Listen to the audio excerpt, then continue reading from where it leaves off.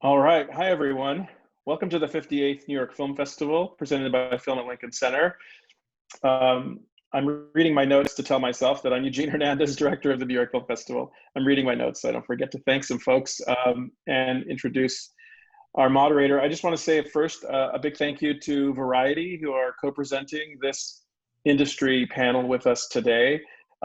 This is something new for us. We're doing a series of, well, the intention was lunch hour. I think out in California, where some folks are, it's not quite lunch hour yet, so that's fair. But midday talks with folks in the industry, with a bunch of different partners, helping us really navigate and explore and consider what's really happening in our industry now and what will happen going forward. So thank you to our friends at Variety for agreeing to co-present and organize today's conversation, which will be moderated by Rebecca Rubin. I'll acknowledge her in just a moment.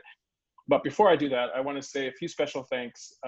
Special thanks to HBO, the presenting partner of all Film at Lincoln Center talks. HBO has been a supporter of ours for a really long time, and we really are grateful for their support of our talks program year after year, both at the festival and year-round at Film at Lincoln Center.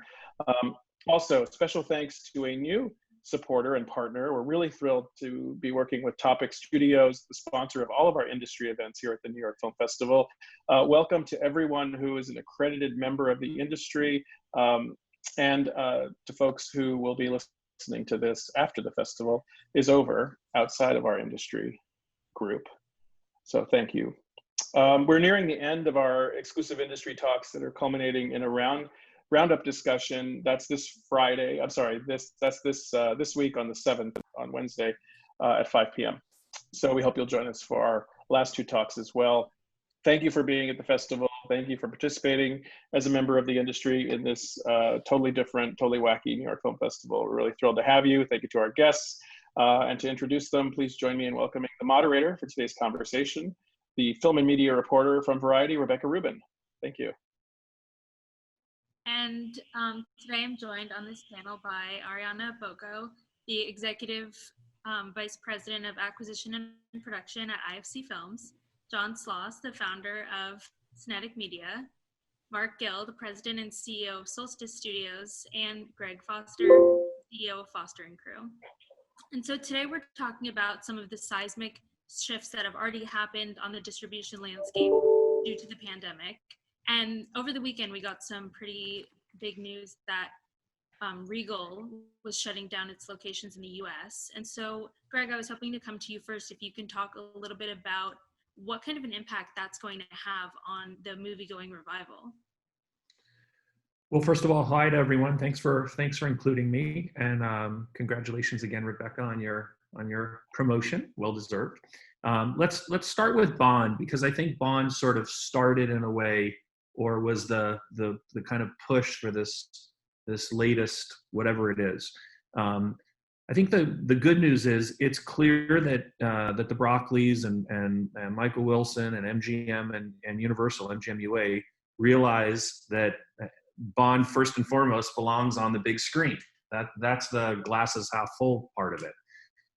The franchise clearly transcends generations and geography, and it's appropriate, I think, to hold it until we all get back to watching movies communally around the world versus moving forward with some municipalities in business, but with some key markets like LA and New York and others out of business. Again, Barbara Broccoli and Michael Wilson have been massive supporters of the theatrical business for a long, long time. I started working with them on Bond movies when I worked at MGM-UA in the 80s, and I continued all throughout my IMAX time. So I know how much they're advocates for the theatrical experience, and they have consistently delivered incredible results. But we're in the middle of a global pandemic, and given the realities of the world, we're all just going to have to be patient a little bit longer. It's very clear. I know we all had hopes and expectations that whether it was June or July or August or September or whatever, but we're simply not ready to come back.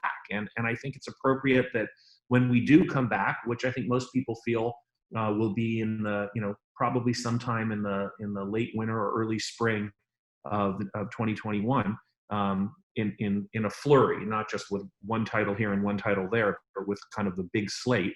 I think most people feel that it's appropriate that Bond is one of the first movies that people experience. But you know, the reality is they're not ready. People aren't ready. They're ready in some markets, they're not ready in others. And you can't release a movie that costs over $100 million and be the only movie out there for 2 months at a time. It's just not, it's not practical all the way around. So as great as it is that these movies are kind of being pushed to when people are going to be ready, the reality is that they're not right now in all the markets that they need to be. And so this is just a sort of reality right now. And there's a reset going on, and perhaps everyone else can talk about what they think. But I just think this is supply and demand and circumstances. And it's difficult not to make assumptions about what is the future of movie going and of the theatrical experience, but I just have to keep going back. I don't believe it's about the individual titles. I believe it's about the environment and the world that we're currently in, that is out of control of the hands of people in the movie business. It transcends people in the movie business right now. And to open the floor to everyone else, without these new movies being released, do you think that other movie theaters might have to follow suit and close back down after reopening?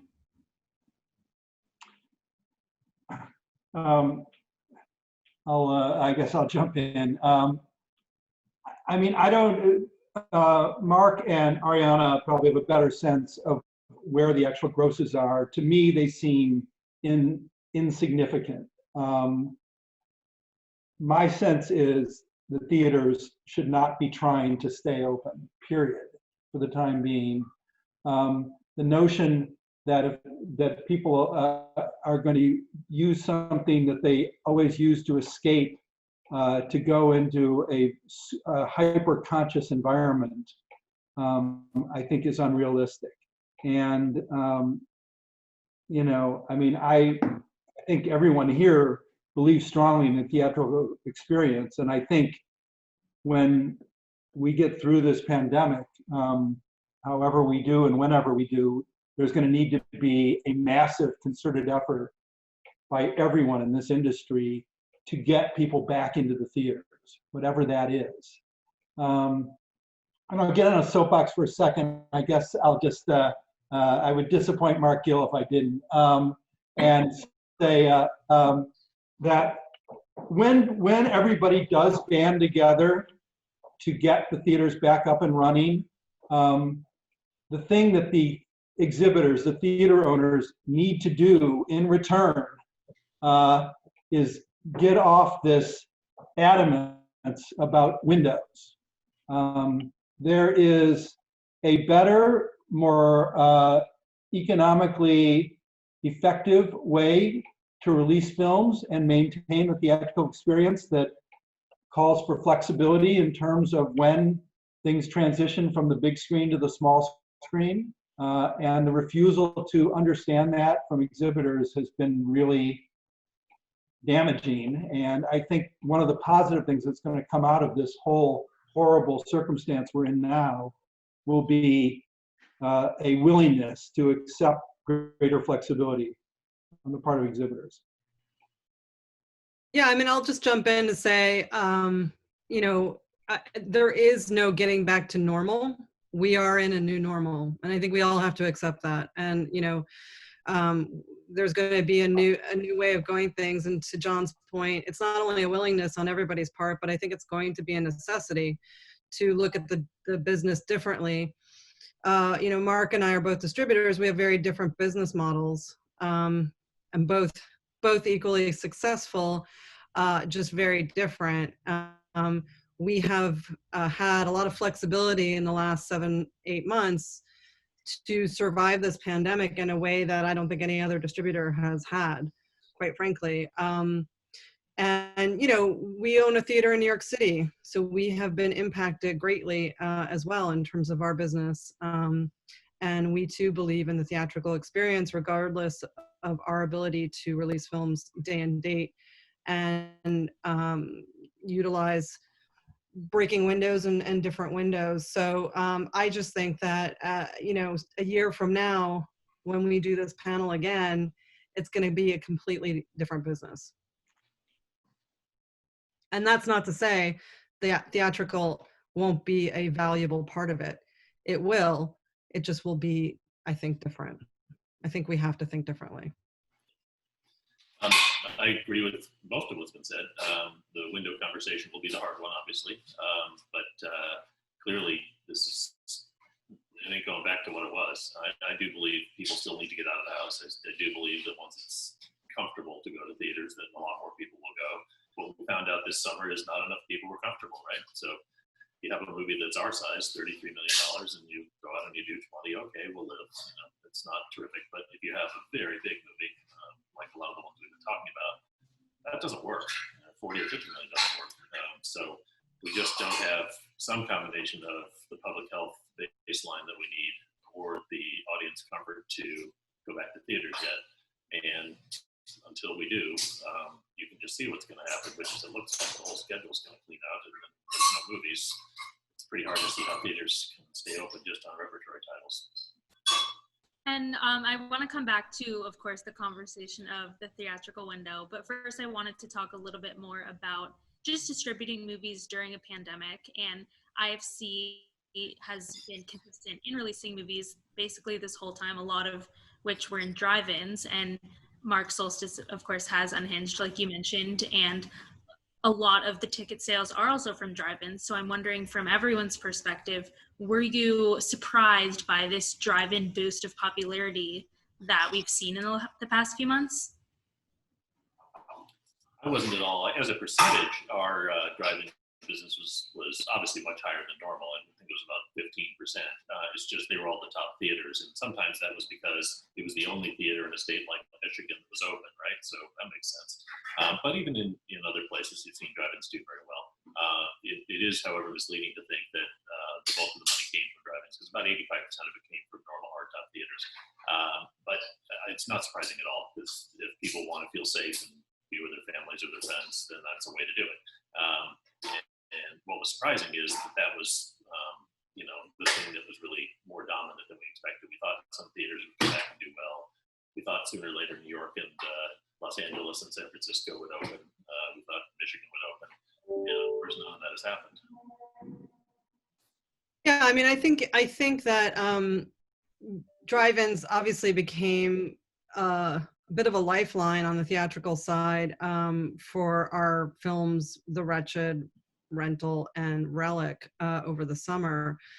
But the majority of the revenue for us, obviously, were coming in on the digital side because these were day and date titles. But to have an outlet where audiences could go out and have a social life and have something to escape to this summer really fed into a narrative of, films being essential in some ways during this pandemic to having as much of a social life as they could during this really trying time. We really threw out the rule book. In all honesty, in terms of releasing films, we decided that every rule that we had adhered to in releasing films had to go out the window. And so we did the first virtual premiere. We did, we really, I think, blazed a path for understanding that there could be an alternate way to release these titles. We're very cognizant of the fact that there has been a little bit of a revival with drive-ins, and next summer, when hopefully audiences are going back into theaters, that studios will most likely dominate the drive-in screens. So for the independents, us being one of them, will be a little bit harder to get that space. But we're glad we could participate in something that ended up being mutually beneficial. And I think what you're seeing is that one size doesn't fit all. That pricing is an issue. A $20 ticket in New York City versus a $5 ticket somewhere else matters. I don't think it's a coincidence that some of the movies that went straight to streaming were family-oriented movies where people have to watch their dollars. I think the type of film is incredibly relevant. A movie like Tenet or a movie like Bond or a movie like Top Gun must be seen in a movie theater because that's where most people want to see them. But then there's others that can be seen in different ways, and that's okay. I just don't think you can, wrap a bow around something that's a movie and say it's all the same. They're not all the same.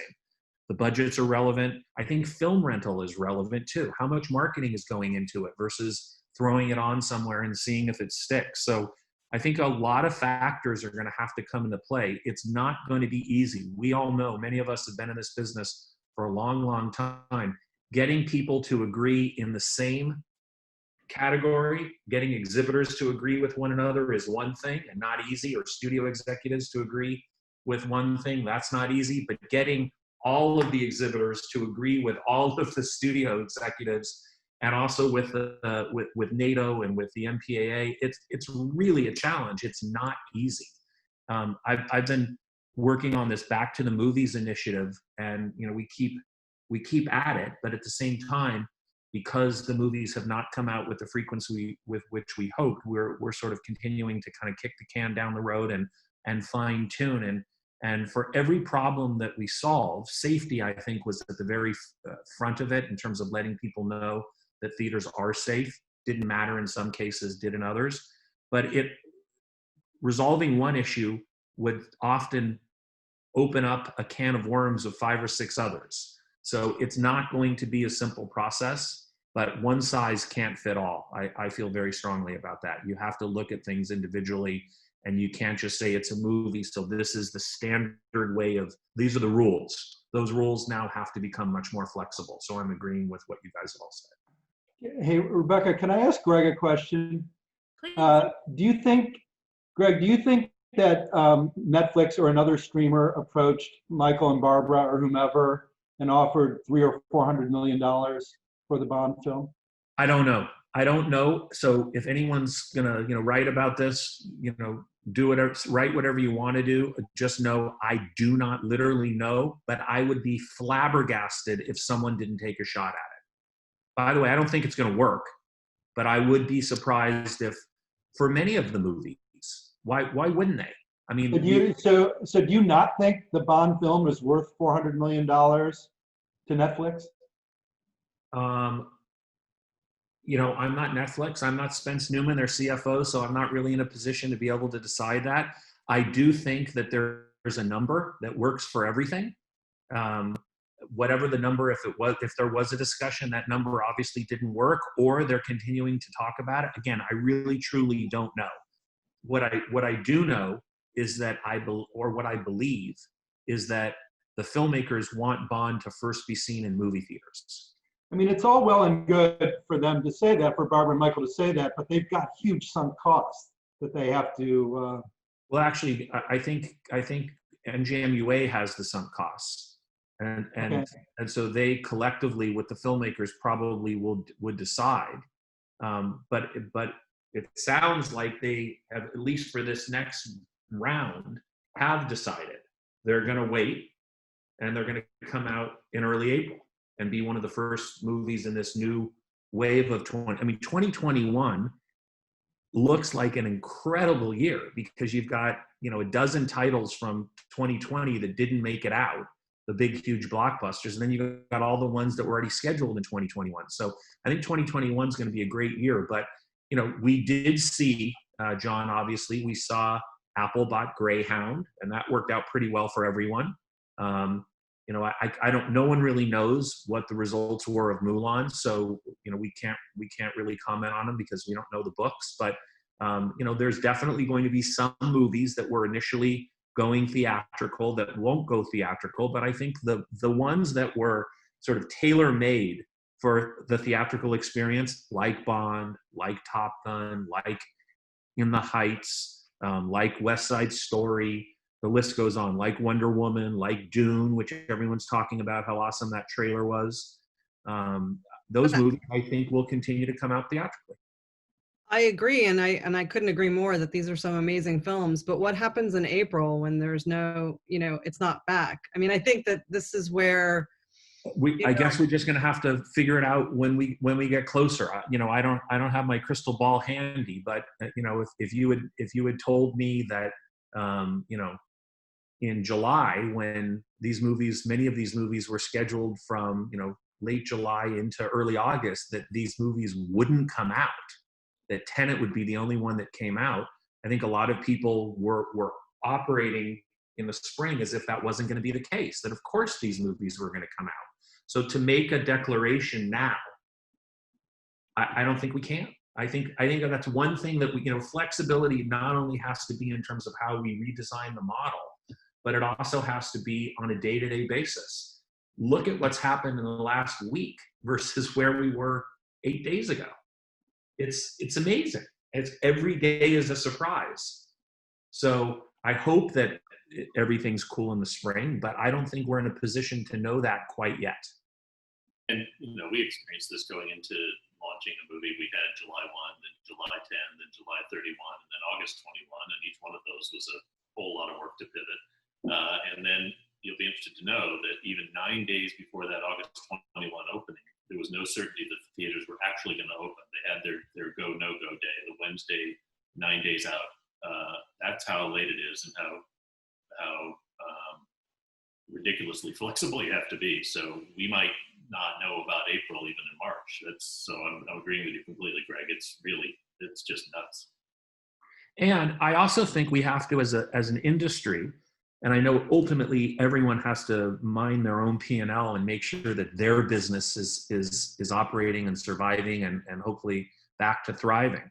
But you know, I think it's a very, very difficult position to constantly change the release date of one movie. It gets to the point where it almost feels to some like that movie has already come out, even though it hasn't, if they've heard 4 or 5 or 6 times. So I like the fact with the MGM-UA decision and Universal decision on Bond, that they didn't move it a week, or they didn't move it a month, or they didn't move it a couple months. They moved it where there was enough time for things to change and for it to be okay. And I think that's a necessary thing going forward. We can't, you know, that's why the move of Regal to close some of their theaters or reschedule and go to weekends for some locations, which I think some other companies are doing, it's saying we realize that this is not a short-term decision. This is a long-term decision, and we're going to preserve our capital to make sure that when things are ready, we're ready with them and can pay for it. Because the financial realities are material, right? You can't keep people on board for 6 months if there's no one buying tickets.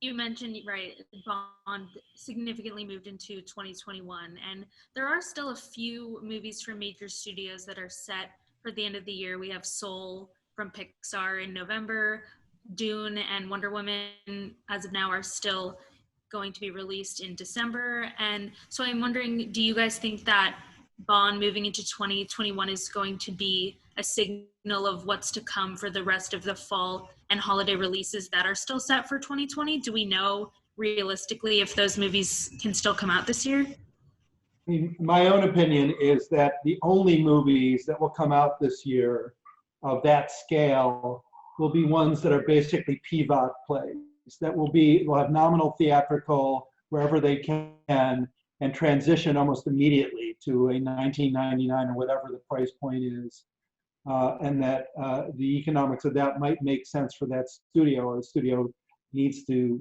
you know, generate some revenue. But I think the idea, I don't think it's real, in my own opinion, I don't think it's realistic. I don't think any of those people think it's realistic that any of those films are going to be widely released theatrically this year. And the CEO of Cineworld and also John Fithian, the head of NATO, have both kind of put a little bit of the blame on New York's Governor Andrew Cuomo, saying without New York theaters open, we can't open these major movies. Do you think that New York being closed has been one of the major hindrances to the revival? Or Greg, you mentioned people feeling safe being in theaters. Is it all connected, or? It's cumulative. It certainly doesn't help, that's for sure. And it is a little odd that you can go into a gym and sweat and use machines that other people have, but you can't sit in a movie theater. But I'm not a government official, nor am I a scientist, so I'm not really in a position to comment. It is odd to me, but whatever. I can't imagine they're doing it for a lark. they're making It's about 15% of the total American box office, so it's huge. Only California. So the bottom line is it's closed. Yeah, Like, it's pretty meaningful. It's very significant. It's very significant, and it's a head scratcher though. Why it hasn't opened? I mean, I live in New Jersey, and it's open in New Jersey, and it's just across the border from New York. So it's a bit of a. But I just want to say too. I think April is optimistic too. You know, in terms of when these theaters are going to be open, and I think that having, you know, again, going back to normal, and where people are watching movies, going back to what the expectations for box office were in 2019 before this pandemic to be in 2021, I think is unrealistic. So it'll be interesting. And to bring the conversation back to the theme of the theatrical window, we've learned, which feels like it was so long ago at this point, that AMC and Universal struck a deal that after 17 days, Universal has the option to put its movies on PVOD services without fear that AMC wouldn't play their movies. And so 2 questions. One, was this accelerated by the pandemic? This has obviously been a conversation for what seems like forever, but would this have happened as rapidly if it were not for the pandemic? And do we see other major studios and other major theater chains following suit? I clearly accelerated by the pandemic. There's no question about that. Everything has been. I think we've already have the answer to will any of the other theater chains or studios follow suit. Nobody has, and nobody will. It's, you know, my best guess is if you look at the last time this happened, it went from 120 days to 90 days. So seems to me like the likely thing to happen, if anything happens, would be to go from 90 to 60. I'm not saying that's optimal or it's ideal, but that just, if you're trying to bet on what seems likely to happen, that feels like it to me. yeah, I don't believe any of us really know the details of the AMC Universal deal except AMC and Universal. So I'm certainly not going to comment on the economics of it because I don't know them. But what I do think, or more like believe more broadly, is that collapsing the window to 17 days is just too quick. I also believe, by the way, that 90 days is too long. And, you know, maybe 60 days is the right number, or 30 days, or somewhere in between. And I'm getting to where I'm going, which is back to my one size doesn't fit all. The answer for what's right, what's just right, really depends on the movie. And it depends on, you know, windowing was a very fluid topic before the pandemic, and with lots of iterations and different points of view. And there's no doubt that this has, I agree with you, Mark, accelerated the discussions due to the reality that windowing has become less philosophical and more immediate because of what's going on. Some people, to stay in business, to keep their doors open on the studio side, had no choice, clearly, but to sell their content to streamers for hopefully a lot of money, so they could show the movie that they made that was just going to be sitting on a shelf kind of collecting dust.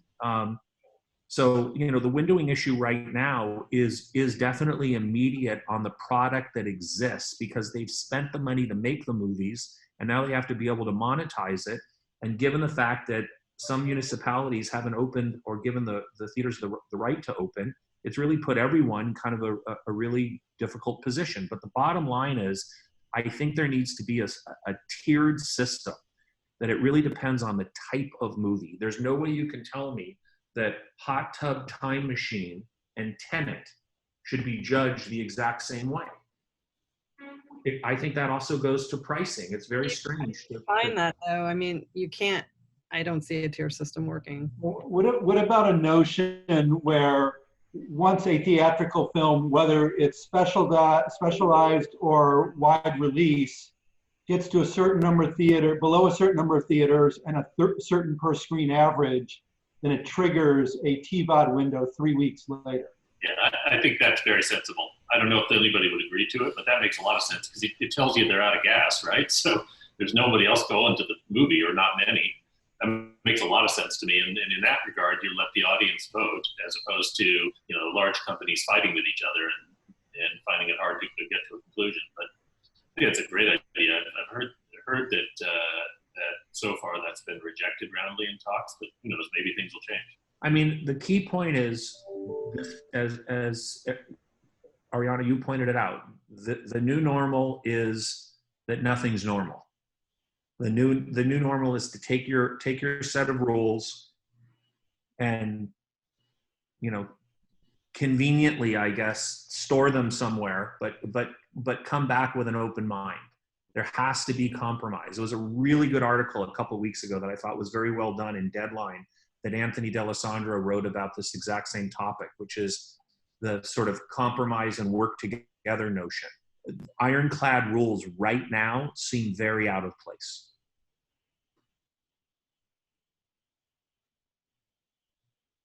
And that's created complete silence by all of you. Stunned silence. Rebecca, we can't hear you. I can't hear you. Oh no. Oh, now I can hear you. You know? Okay. Sorry about that. I don't know, something happened with my audio. You mentioned that it might not, the tiers category. You're off again. You're off again. You're cutting in and out. No, you're on. No, you're on.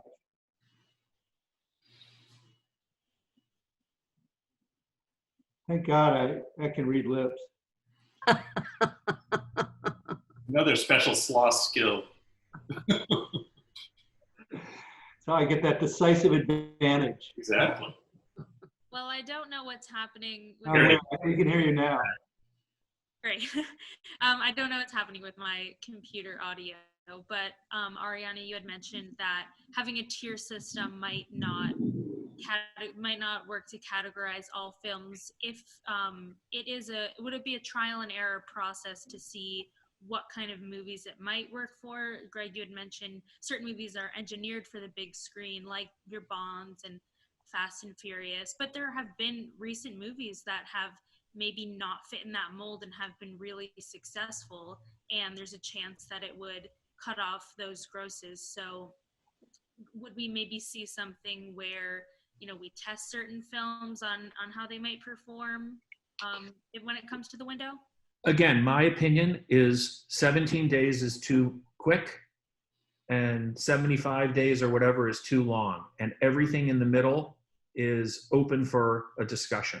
And you have to have a discussion. The discussion can't be, you know, no, that's it. It's just not practical right now. We've got companies. I mean, if I had told any of you, or if someone had told me a year ago that we'd be sitting here in October and basically the movie theaters would not have product, and we had looked at the calendar, we wouldn't have believed it. So we're just in such a completely different place than we've ever been. And it does give us an opportunity to kind of reset and recalibrate what's going on. So my recommendation is always going to be sit at the table and have a reasonable and measured discussion about how to change the model. That's what has to happen. I think you almost have to start from scratch to go through everything. I'm not saying you have to change everything, but I'm saying you have to kind of go through it because the pieces are so interconnected. It's not as simple as Windows. There's so many other things that go to it, but not having those discussions is going to get you nowhere. That I can promise you. Can I ask Mark, is there a rule of thumb about how many days after theatrical release another window can come where you could actually draft off the same marketing campaign, where you don't have to relaunch a campaign for that window? There are a few opinions about that. There are some people who would say it's as little as 30 days, and there's some people who would say it's 45 days. Once you get past that, it seems like most people would agree you've got to do something more. You probably have to do something more anyway, but you don't have to certainly do as much. The counter argument, of course, is that you've got all that brand awareness from your theatrical launch if you've done more than just a handful of theaters, and that will carry for quite some time because now people know what it is. But knowing what it is awareness, definite interest, and will I purchase purchase or rent right now is the hard part, right? So it feels to me like no matter what you do, you're going to have to do something to drive either rental or purchase when it becomes available. But I think, the problem with 90 days is you're really rebooting, right? Right. I mean, these don't apply, just to be clear for the audience, these don't necessarily apply to the independent world and it's a very different world. And I think what we're going to be seeing is some of the things that are happening in the independent world and the progressive measures that a lot of the independent companies have been taking to distribute films are going to have to be adopted by the studios in some capacity or another. I mean, I don't really know how we break out of these systems right now, unless, to your point, Greg, we do sit at the table and we do talk about this, but there can't be rules for one and rules for another. And there can't be, in the same way that any of us can't tell somebody, well, you shouldn't make that movie. If they have the money and they want to make that movie, of course they're going to make that movie. And just because we don't think it's marketable or it has a value, or there's too many and there's volume, in the same way, from a distribution standpoint, I mean, if it's a studio and a distributor and they have the money, we can't really dictate certain elements. So I think we really have to think about, what makes sense and what are the rules that we can all be privy to. And I think that there are so many different deals. There are so many different rules that are impacted by international releases that affect us as domestic distributors. I mean, the whole business is going to be, shaken up because international distribution is going to be changing as well. So I think as those deals and those output deals come up for renewals, I think we're really looking at a much bigger shakeup than even I think what we can see. And I agree with you on the international side, because if you look at windows in different territories, they can be 50, 60 days different, right? What works in China is completely different from what works in the UK, which is completely different from what works in, India. They're just different. The one thing I can tell you, if there's anything that I feel like I do know, I've spent so much time in my career working closely with filmmakers. And filmmakers, especially, by the way, over the last 6 months, still envision a theatrical experience as their North Star. It's still why they make movies, and it's how they want to continue to launch their movies. There are very few people that I know that woke up in the morning and said, I can't wait for my movie to be streamed on a phone. I just don't think that's how they think. I think filmmakers think big. And they think about movie theaters, and they think about 300 or 400 or 500 people being in an audience collectively experiencing something. So, they're going to have a vote in this too. And some may be, perhaps even younger filmmakers who are maybe more digitally inclined, may feel that 3 weeks or a month is fine. But there's others who are not going to feel that way. And they're going to have a vote in the process. Now, at the same time, a studio is ultimately going to have the ultimate vote because they've paid for it. But I suspect that these discussions will take place now well in advance. I know from some of the clients that I have, the theatrical release and the strategy is discussed now before a deal is made. A big filmmaker is not going to make a deal until they know what the company that's paying for the movie intends to do with their distribution rollout. Well, there's the other dreaded part of your film not coming out theatrically, which is the phrase that is applied to many films that debut on streaming, which is, wait, did that come out? It's so easy to get lost in the number of movies that are launched on streaming services every year. I mean, we can all name 3 or 4, but my old trick is to say to anybody, can you name 5 films that were launched on Netflix in the last year? And probably now they can because they've been at home for too long, but for the last several years, the answer was invariably no, and Netflix made 83 movies last year. So what if you're not one of the 5, right? And that's a real thing for filmmakers too, which is they don't want to do all that work and then not have anybody see it. That's not good.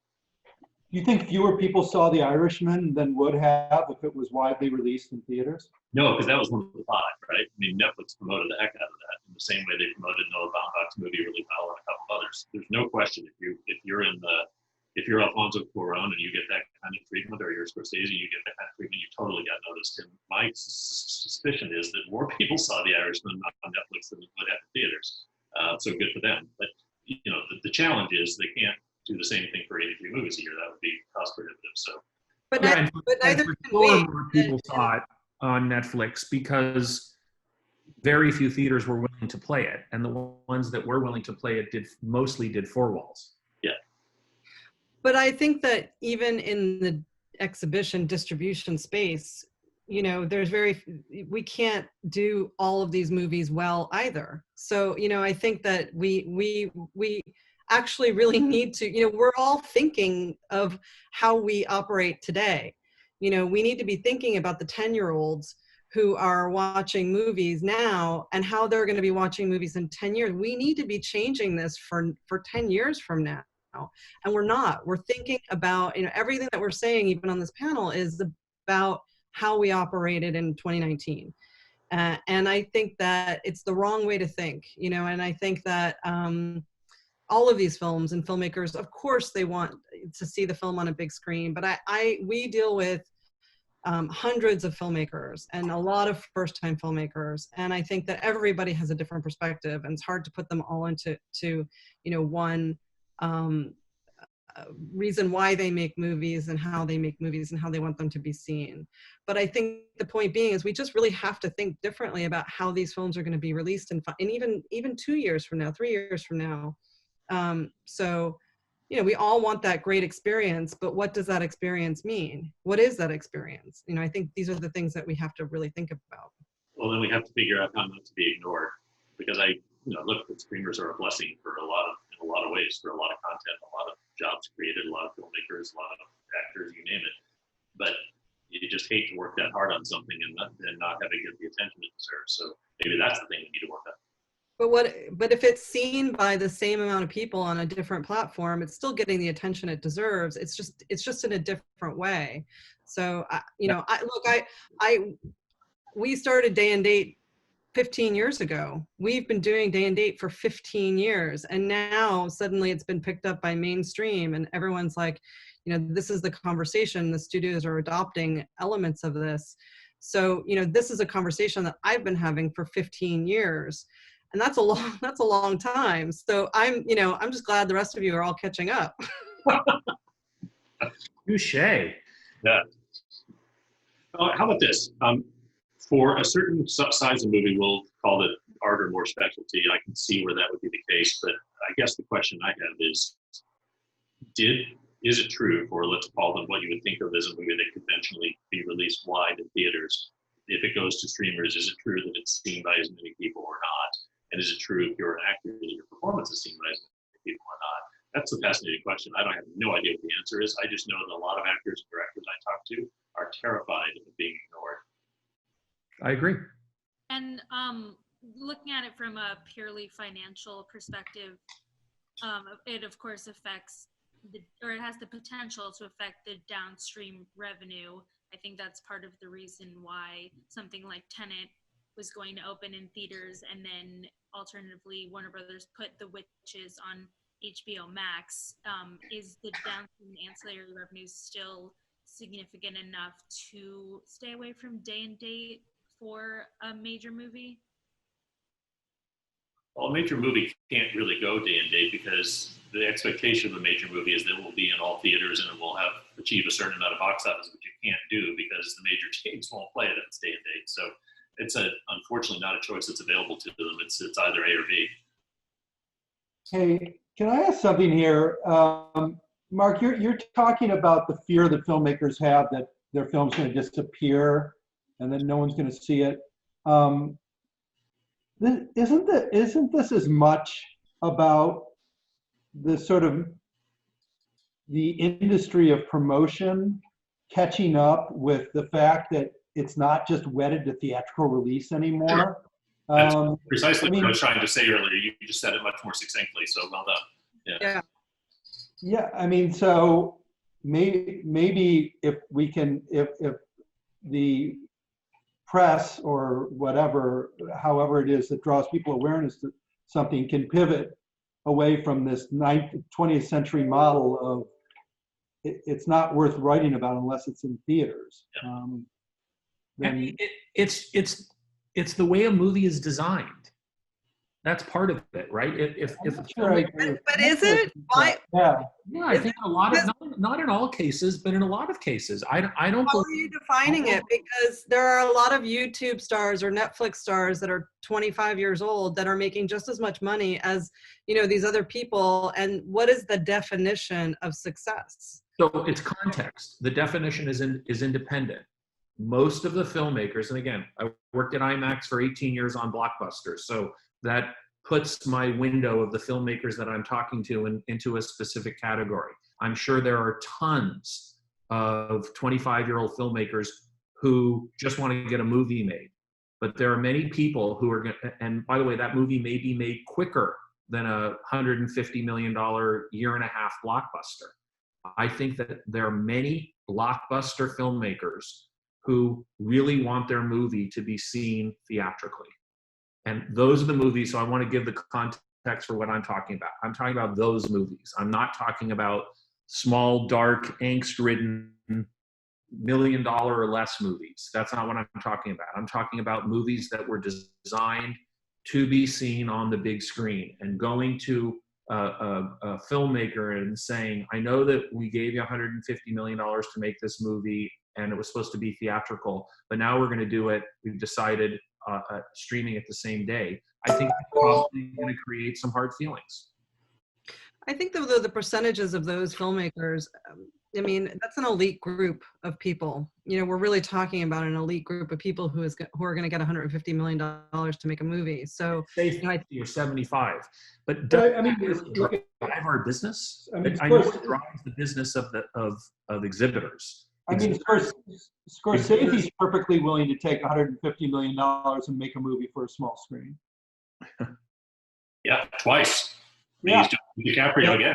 Yeah, I mean, I'd love to agree with you, Greg, but I know a lot of filmmakers who have a bigger issue with what Mark is saying about the feeling that no one knows it's been made than that it has to be on a huge screen in public.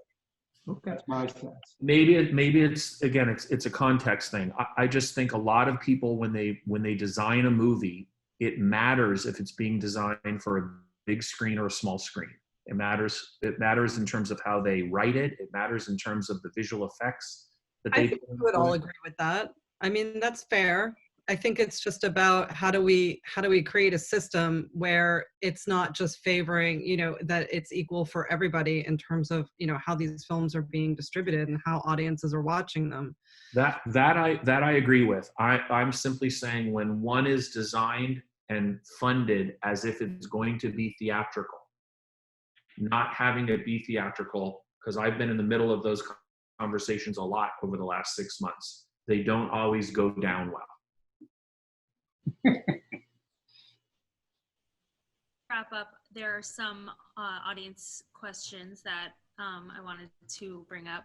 One of them is, with the Paramount decrees ending, do you expect that studios and streamers will be open to acquiring theater chains? And if this happens, will it be good for the industry? And I'm assuming they mean the major studios, because IFC does have a theater here. Netflix owns the Paris theater in New York. So assuming they mean major studios. I mean, we're grappling with the relevance of theaters in general. I think that if we can get people back in theaters, then yes, whether it's the studios or the streamers, there's no reason why they won't be in that business.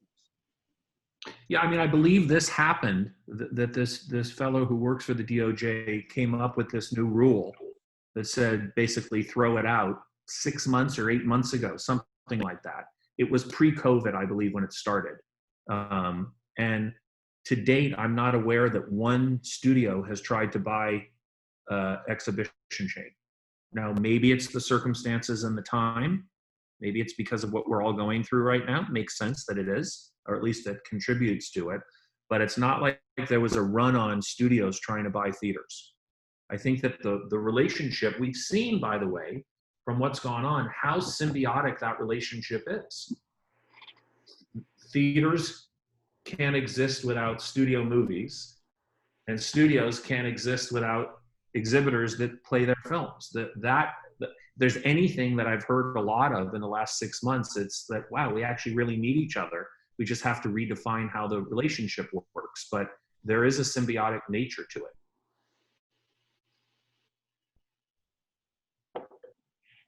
I couldn't answer the. I would suspect that at least it's being discussed. I would imagine. There's another question that goes back to the idea of shortening windows, and they're asking, there's a lot of second run theaters that get movies just in the sweet spot before they go to digital. Do you think the concept of second run theaters will disappear post-pandemic, or will shorter bookings be possible earlier in the run? Really good question. I don't know that we know the answer to that, because you could see how they could get squeezed out if the window's shortened. But it'll be fascinating to see. I don't think anybody knows.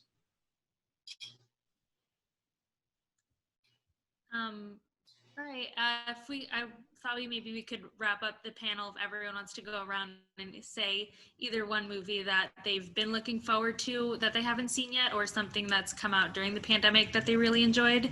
If Arianna, you want to start? Well, I'd say I would definitely be looking forward to Wonder Woman and Dune, probably. I mean, quite a few. As Greg said, 2021 looks like it's shaping up to be an amazing year. I'm really super excited about the film that we acquired that's in the New York Film Festival, which is MLK-FBI, the documentary. And that's something that, we'll be working on to release in January. So that's something that hopefully everyone can get a chance to take a look at. John, do you have a movie that you're looking forward to or that you've liked? Yes, but I can't tell you what it is. It's we're selling a few films now that haven't been announced yet that are going to be, I think, a fairly big deal. I will tell you, I will commandeer the question and, of course, give the answer to the question I would have liked to have been asked, and that is, I've been immersed with my 16-year-old daughter and 13-year-old son in the Criterion channel, and it has been invaluable. It's not worth the pandemic, don't get me wrong, but it has been a brilliant way to sort of for me to rediscover cinema and to watch it with them. And that is what's gotten me most excited. So apropos to that, let's do a big shout out to Criterion. Couldn't agree with you more. And my wife and I have been at home with our 30-year-old who's joined us from his house because they want to be more together. And we've combed through the Criterion channel, and I highly recommend The Umbrellas of Cherbourg to anyone listening. Whoa. Great movie. I think it's Catherine Deneuve's first movie, and it's just, if that movie doesn't make you smile, nothing will. That was her first movie? Seriously? I think so. If it wasn't her first, it was one of her first. Very early. Oh. Yeah. I'm the one watching Belle de Jour with my 13-year-old son. Of course you are. And Mark, did you have a movie that you're looking forward to or something that you've enjoyed watching during the pandemic? I've enjoyed a lot, but the one I'm actually looking forward to the most is the Bond movie. I've loved those since I was a kid, and they've done a phenomenal job with quality control over the years, and it looks great to me. I'm looking forward to it. Maybe a title change. No Time to Die, not an easy title. That's true, not the best. No time to get deathly ill. Yeah. Well, they have time to workshop that. 7 months now. Right. All right, Going well, back to what we said earlier, I think they're just holding out to sell it to someone for like $500 million, which I think they should.